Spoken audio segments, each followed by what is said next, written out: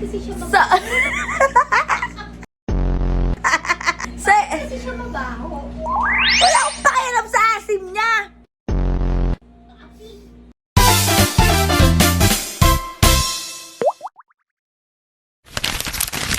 So, ayan nga mga kabatang helmet. Yung news feeds ko kasi today ay puro na lang about sa kaasiman. Bakit ko ba sa asim ng ano? Ha? Ba't kasi gano'n yung amoy niya? Ano ang amoy niya? Hindi ko rin alam kasi never ko pa naman siyang nakitang nag-perform. Pero anyway, Sino ba yun? ha? Sino ba yun? Hindi ko rin siya kilala. Pero may mga kanta nga siya. OPM, songwriter. Pero ayan nga mga kabatang helmet, ito muna ang ganap ni Mayor Leni Robredo hinggil naman sa Carless Weekend or the Carless Sunday, Bidyo Kapar. Dapat daw kasi 4 Sundays yan, kaya lang nag-come up na lang sila na dalawang magkasunod na weekend. Sa Saturday, Sunday, Saturday, Sunday. Kasi para naman din daw magkaroon ng Christmas break yung mga LGU employees. Uy.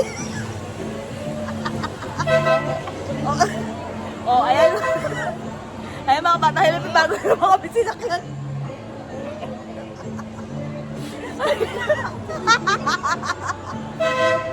Papunta na po kami na Quezon Road. Wala po kami sa Kenon. Papunta na. Diyos.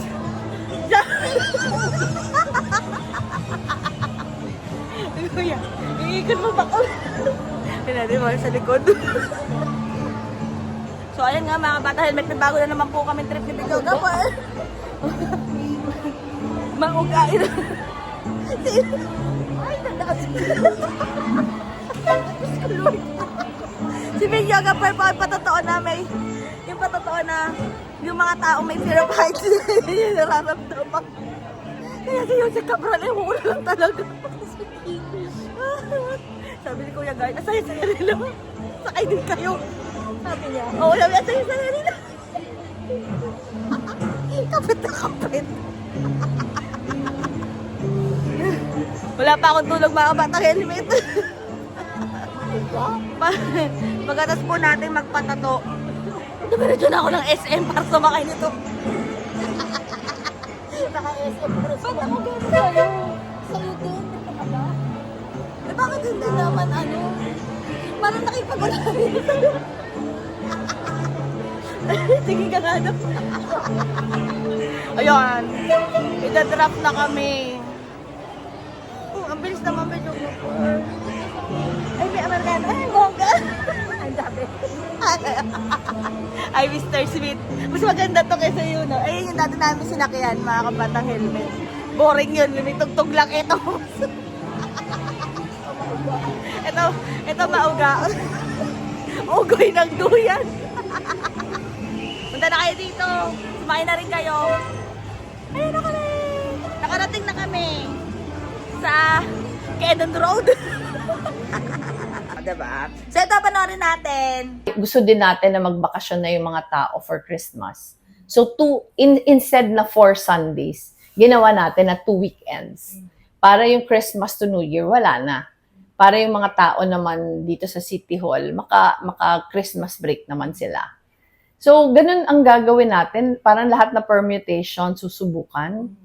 Pero yung mga umaangal sa traffic, humihingi kami ng paumanhin kung na-inconvenience sila.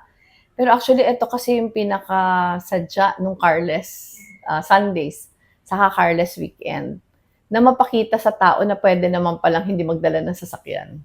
Na pwede naman palang mag-commute papunta doon or pwede naman palang maglakad. Ito yung gusto nating i-promote, yung transport and mobility. Ang tingin natin, ang only way na mag-improve yung traffic dito sa Naga, kung mas konting tao na ang nagdadala ng private cars. All over the world, ito naman yung lesson eh. Hindi nababawasan ng traffic ng pag-expand ng mga streets. Hindi din nababawasan pag color coding. Kasi nakakahanap lang, nag-game lang yung system. Pero pag ginawa natin na efficient yung public transport, pag ginawa natin na convenient sa mga taong naglalakad ulit, hindi na sila magdadala ng sasakyan. In fact, marami pa tayong gagawin. Halimbawa, sa mga high traffic areas, baka paid parking na.